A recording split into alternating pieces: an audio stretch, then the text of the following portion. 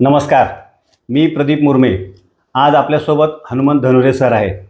श्री धनुरे हे म्हाडा ही जी काही महाराष्ट्र सरकारची जी काही सरकारी अशा प्रकारची जी काही संस्था आहे, या संस्थेमध्ये मुंबई येथे कार्यकारी अभियंता या पदी होते.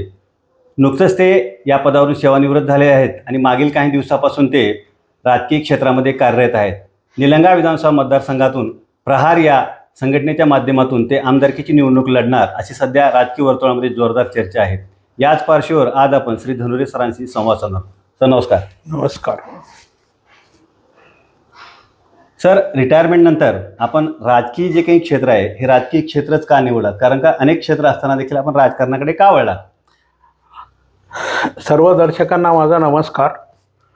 मी 1988 मध्ये शामलाल इंजिनिअरिंग कॉलेजमधनं इंजिनिअरिंग पास झालो. जेव्हा इंजिनिअरिंग कॉलेजला 84ला ॲडमिशन घेतलं होतं तेव्हा सिव्हिल इंजिनिअरिंगला जे मुलं कामाला लागले त्यांना जॉब लगेच मिळायचा. परंतु 88ला जेव्हा मी इंजिनिअरिंग पास केलं त्यावेळेसचे आपले मुख्यमंत्री माननीय श्री शंकरराव चव्हाण साहेबांनी झिरो बजेट लावला होता. आणि त्या झिरो बजेटमुळे इकडं म्हणजे मराठवाड्यामध्ये असे नोकरी नव्हती. आणि त्याचप्रमाणे त्यावेळेला घर बांधणीमध्ये आजच्या ह्याच्यामध्ये जसं 93चा भूकंप झाल्यानंतर पूर्ण लोक घरं बांधताना RCCमध्ये बांधतात, असं त्यावेळेला काही बांधायची हे नव्हतं. फक्त लोड बेरिंग स्ट्रक्चरचं घर बांधत होते. इथं सर्वायवल होत नाही म्हणून ब्रेड बटरसाठी म्हणून मी मुंबईला शिफ्ट झालो. 35 वर्ष जेव्हा मुंबईमध्ये मी सर्व्हिस करत असताना वारंवार आपली माती आपली माणसं म्हणल्यासारखं प्रत्येकाच्या मनामध्ये एक असतंय.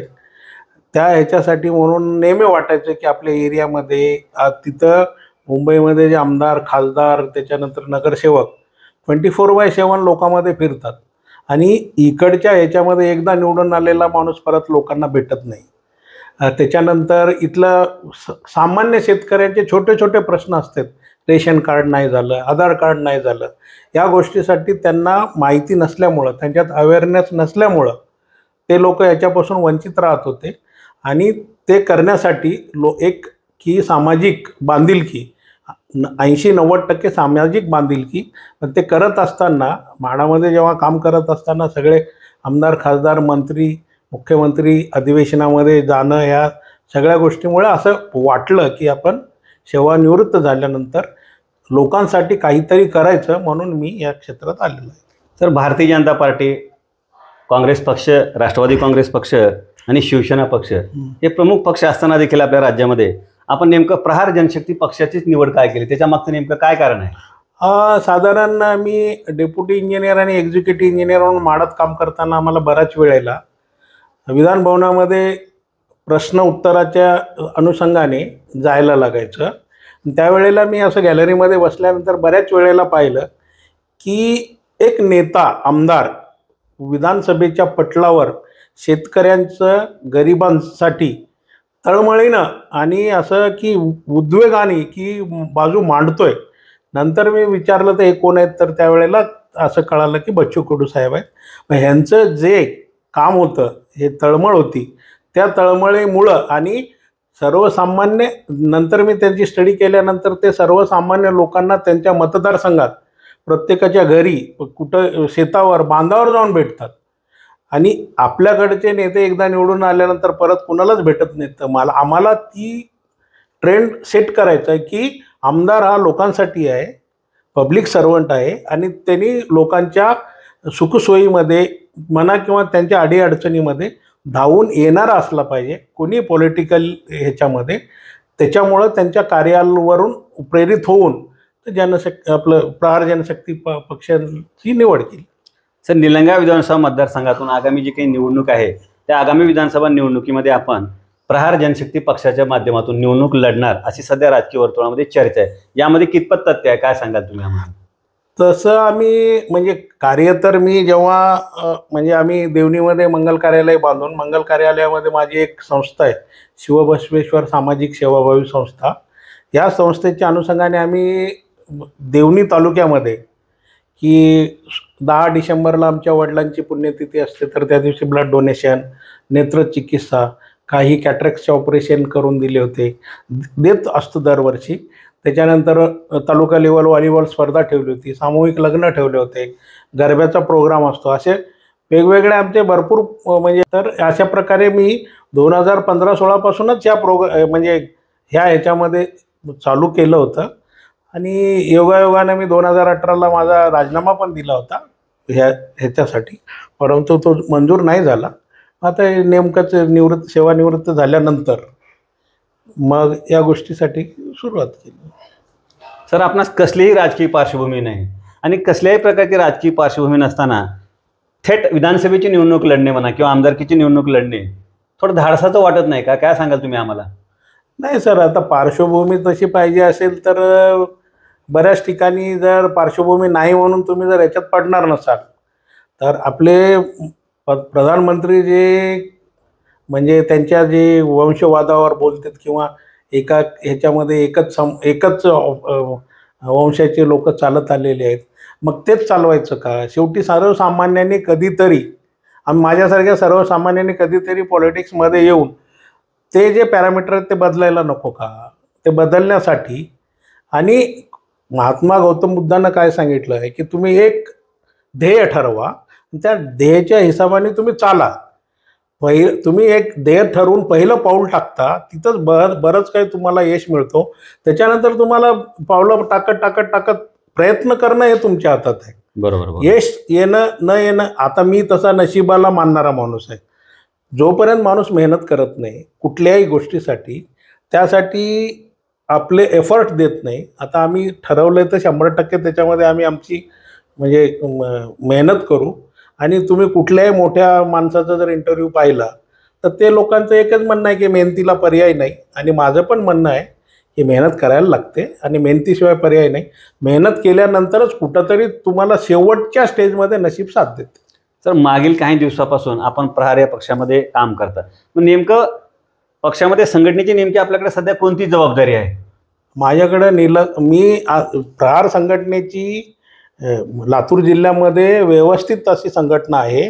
लातूर जिल्हा अध्यक्ष आहेत, देवणी तालुका अध्यक्ष आहे, त्याच्यानंतर निलंगा तालुका अध्यक्ष आहे, शिरूर अनंतपाल तालुका अध्यक्ष आहे. प्रत्येक तालुक्याला प्रहार संघटनेचे अध्यक्ष आहेत. फक्त एवढंच होतं की ते लोक त्यांच्या पद्धतीनं काम करत होते. आता आमच्या देवणीला महिला अध्यक्ष पण आहे. या सगळ्यामुळं त्यांची यंत्रणा आहे, पण यंत्रणा ती म्हणजे ह्याच्यामुळे पुढे आली नव्हती. आता त्या यंत्रणेप्रमाणे आता आपण थोडं मोठं काम करून सगळ्याला सोबत घेऊन काम करतो.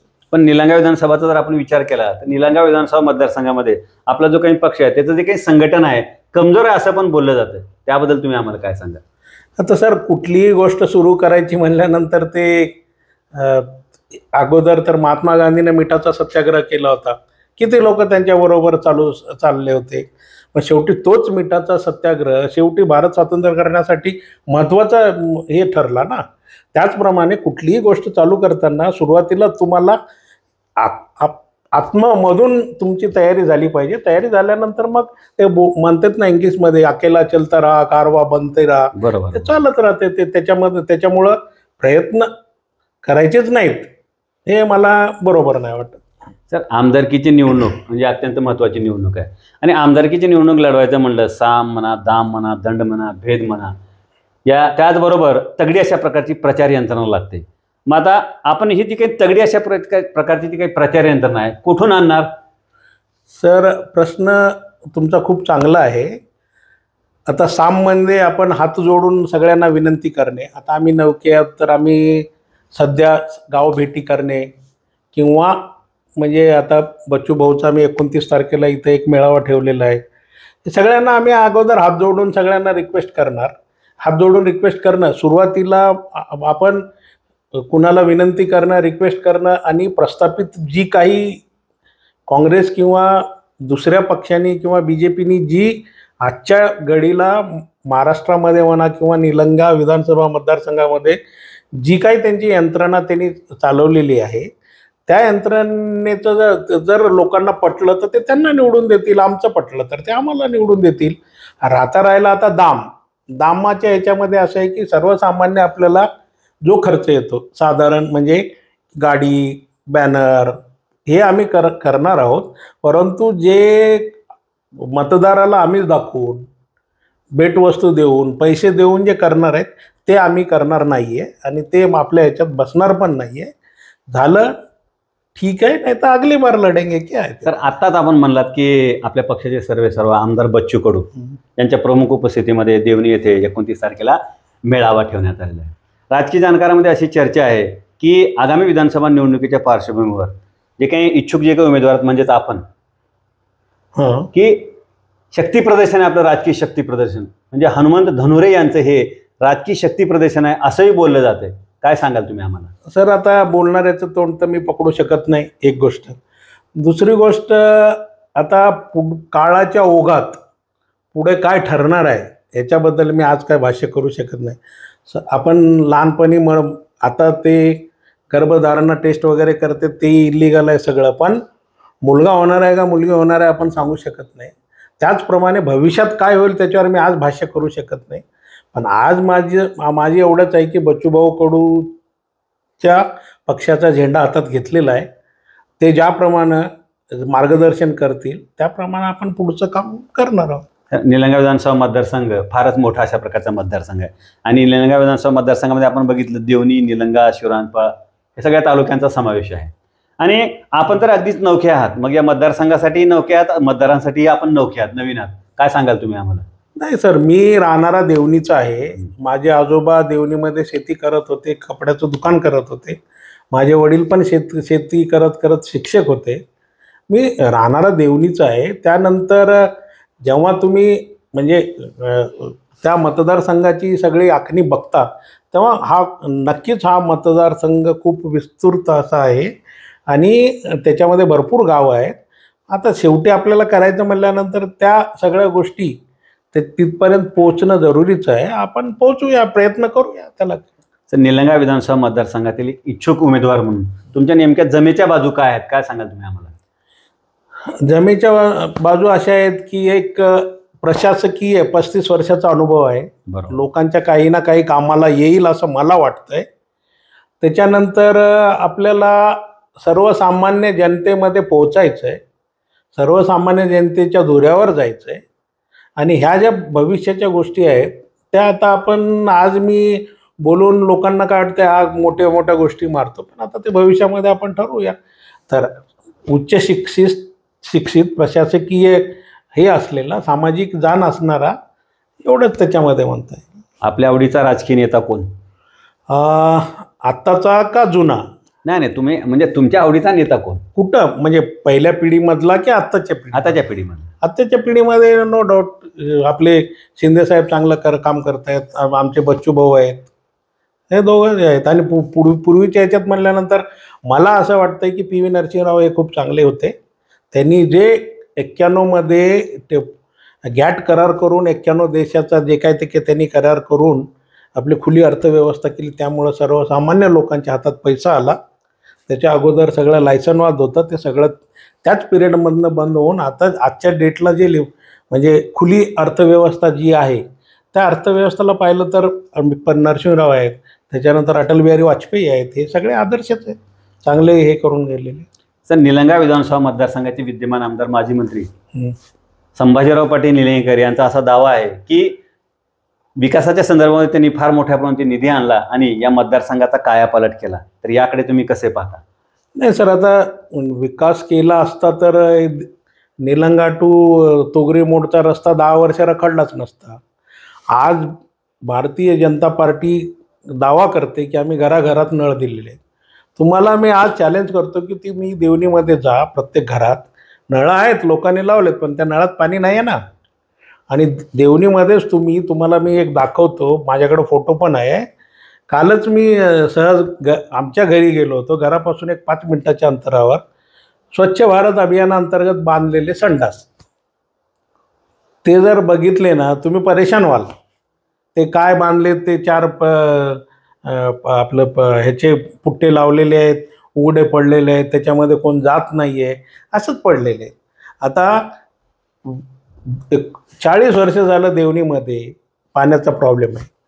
मी स्वतः खांद्यावर आम्ही पाणी आणायचो आता त्याच्यामध्ये फरक काय झाला आहे की लोक सुधारले, मेहनत करत नाहीत म्हणून त्यांनी खड्ड्यामधल्या याला पंप लावून पाणी ओढून घेते. घरात पाणी कुठं आहे? आणि तसंच तुम्ही कुठल्याही ठिकाणी जर गेलात तर रोडवर आता हे जे मी निलंगा मतदारसंघाचंच नाही बोलत, पूर्ण महाराष्ट्रामध्ये कुठलेही हे जे मेन रोड आहेत नॅशनल हायवेज वगैरे बनलेत, तिथून कुठल्याही रोडवरनं तुम्ही राईट लेफ्ट घेतलं स्टेट हायवेला तर तुम्हाला 10 किलोमीटरचा रस्ता व्यवस्थित मिळत नाही. पाण्याची बोंबाबोंब आहे. शिक्षणामध्ये सर्वसामान्य लोकांना झडपीच्या शाळेची काय हालत आहे तुम्हाला माहीत आहे. बाहेर सर्वसामान्य शेतकऱ्याला बाहेर त्यांच्या मुलाला शिकायला टाकायचं म्हटल्यानंतर ह्यांच्या बाहेरच्या प्रायव्हेट शाळेची फीस परवडत नाही. या सगळ्या गोष्टी आहेत ना, तर त्या सगळ्या गोष्टी जनता पाहते. जनतेला वेळ मिळेल, जनतेला चान्स मिळेल तर जनता दाखवून देते. सर, निवडणुकीच्या राजकारणात आपण अगदीच नवखे आहात आणि आपल्या विरोधामध्ये मात्र विद्यमान आमदार संभाजीराव पाटील निलंगेकर हे एक महाराष्ट्रातील प्रस्थापित अशा प्रकारचे नेते आहेत. तर याबद्दल तुम्ही आम्हाला काय सांगा? नाही, ते तर आहेतच मोठे. आपण आपल्या पद्धतीनं काम करणं हे आमच्या हातात आहे. आता समोरच्यांना ते मोठे आहेत, आम्हालाही माहीत आहे, सगळेच मोठे आहेत. ते मोठे आहेत, काँग्रेसवाले मोठे आहेत, पण ह्याचा अर्थ आपण कामच करायचं नाही, मेहनतच करायचं नाही असं नाही ना. करूत, मेहनत करणं आपल्या हातात आहे, ते आपण करूया. आगामी विधानसभा निवडणुकीमध्ये हनुमंत धनुरे सर हे जर निलंगा विधानसभा मतदारसंघाचे आमदार झाले तर मतदारसंघासाठी नेमकं कोणत्या कामांना, विकास कामांना प्राधान्य देतील? हां, हे खूप छान आहे. माझ्या ज्या आयडिया आहेत ते मी आता बोलून दाखवतो. सगळ्यात अगोदर पाण्याची व्यवस्था. आता देवणीमध्ये 40 वर्षामध्ये पाण्याची व्यवस्था झालेली नाही आहे. रोड ह्या गोष्टी तर आहेतच. बेसिकली आपल्या ह्या एरियामध्ये शेती आहे कोरडवाहू, आणि अग्रोबेस छोटे छोटे युनिट कुठंच नाही आहेत. अगोदर म्हैशी गाई पाळायचे, दूध काढायचे, दूध संस्थेला दिल्यानंतर त्याच्यातून पैसे मिळायचे. आता ते पुरे पडत नाहीत. त्यामुळं अग्रोबेस कंपनीज म्हणजे छोटे छोटे युनिट बनवणे, जसे की कुणी तयार असेल, सदन असेल किंवा मेहनत करायची तयारी जर असेल, नो डाऊट ह्याला 2-4 वर्ष लागतात. आता मी बऱ्याच स्टार्टअप पाहून आलो आहे. जसे की आता जुन्नरमध्ये माझ्या एका मित्राच्या मित्रांनी ऊस गाळून तो रोज 3 टन गूळ काढतो आणि त्या गुळामध्ये अद्रकच्या वड्या, अद्रकचं हे टाकून वड्या, असं वेगवेगळ्या वड्या चॉकलेटसारखं बनवून त्याचं चांगलं चाललेलं आहे टर्नओव्हर. त्याच धर्तीवर समजा एक गाय ठेवली, दूध ठेवली, दूध करून तुम्ही बाजारामध्ये विकून नाही चालणार. दुधाचे पुढचे हे करायला पाहिजे, जसं की पनीर आहे, तूप आहे. ह्या गोष्टीला बाजारामध्ये म्हणजे डिमांड आहे. आणि शेतकऱ्यांना, शेतीमालाला तर गव्हर्नमेंट आजपर्यंत कोण भाव देतच नाही आहे. जोपर्यंत शेतकरी हा थोडं पुढे जाऊन अग्रोबेस कंपनी, जसं की आता आपल्याकडं तूर पिकते, छोटे युनिट टाका ना तूर डाळीचे. बरोबर बरोबर. गावाला एका तूर डाळीचे युनिट टाका. समजा आपलं सोयाबीन आहे, आपलं सोयाबीन इथून नेल्यानंतर कुणीतरी त्याच्यावर काहीतरी प्रोसेसिंग करत असेल. बरोबर. तसं मी एक दिल्लीला एका प्रोसेसिंग युनिटला भेट देऊन आलोय. त्याच्यामधनं ते सोया दूध करतायत, सोयाचं त्याच्यानंतर ऑइल काढतायत, सोयाची पेंड बनवते जनावरांसाठी वगैरे. त्याच्यामधनं सोयामधनं आता जे तुम्ही हॉटेलमध्ये वगैरे सोया स्टिक जे असते छोटे छोटे, ते सोया स्टिक होते. आता बालाजी वेफर्सवाला जो आहे, त्याच्या वेफरचा पुढा फोडल्यानंतर त्याच्यात किती निघते तो साहेब? 10 नाही तर 5 नाही तर 10 निघते. पण आज त्याचं टर्नओव्हर झालं का नाही? निरमा पावडर ज्या वेळेला निरमा पावडरवाल्यांनी सुरू केलं होतं, त्यांनी त्यावेळेला फक्त 2.5 किलो निरमा करून सायकलवर विकली होती. आज त्याचं 1000 करोडच्या वर टर्नओव्हर आहे. अशा प्रकारे जोपर्यंत आपल्या इकडच्या मुलांना, शेतकऱ्यांच्या मुलाला मोटिवेट करणे की अग्रोबेस प्रॉडक्टवर बाबा लक्ष द्या, हां थोडा मेहनत आहे, मेहनत करायचं असेल, हे जर सगळ्या गोष्टी जर व्यवस्थित झाल्या आणि बच्चूभाऊनं सांगितल्याप्रमाणे शेतीमालाला जर शासनानं भाव दिला तर कशाला रिझर्वेशनची गरज आहे, कशाला शासकीय नोकरीची गरज आहे? लोक आपल्या पायावर व्यवस्थितपणे जगू शकतात. त्या गोष्टीला मी प्राधान्य देणार आहे. सर, परदेशीत आता आपला मंगल कार्यालयाच्या बाहेर आपण बघितलं आत्ता की बच्चूभाऊ यांच्या उपस्थितीमध्ये जो काही मेळावा होणार आहे त्याची जंगी तयारी दिसायला. मंडप उभारणी सध्या आता बघितलं मी. तर हा जो काही मेळावा होणार आहे, या मेळाव्याला निलंगा विधानसभा मतदारसंघातील जिल्ह्यात विचारत नाही मी, निलंगा विधानसभा मतदारसंघातील किती लोक या मेळाव्याला उपस्थित राहतील असं आपण मला वाटतं? आता आमचं एस्टिमेट आहे की साधारण 5,000 लोक जमतील. आता बघू किती जमतील ते. धन्यवाद सर, आपण आम्हाला वेळ दिलात, आमच्याशी संवाद साधला त्याबद्दल आपले खूप खूप आभार. आपल्या भावी राजकीय वाटचालीस आमच्या खूप साऱ्या शुभेच्छा. धन्यवाद सर, धन्यवाद.